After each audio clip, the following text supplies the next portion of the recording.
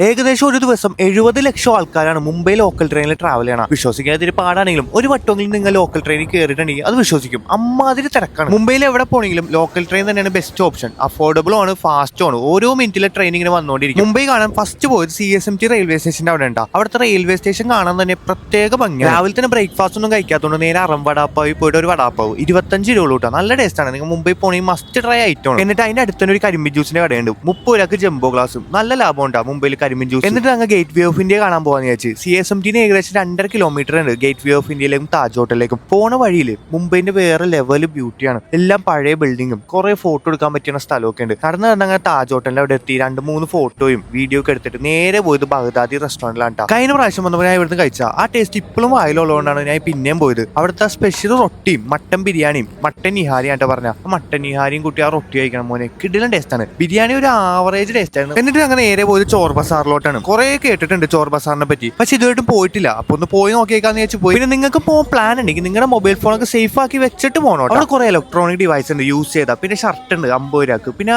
Date കയ്യാറായ food products ഒക്കെ പകുതി വിലക്ക് വിൽക്കുന്നുണ്ട്. ആ മാർക്കറ്റ് മൊത്തം ഒന്ന് നടന്ന് കണ്ടിട്ട് ഞങ്ങൾ നേരെ മറൈൻ ഡ്രൈവിലേക്ക് പോയിട്ടാ. 7 മണിയായി മറൈൻ ഡ്രൈവിൽ എത്തിയിട്ട്. എന്തോരം ആൾക്കാരാന്ന് നോട്ടെ. 7 ആയിട്ട് ഇവിടെ ഇരുട്ടാവുള്ള എന്താണല്ലേ.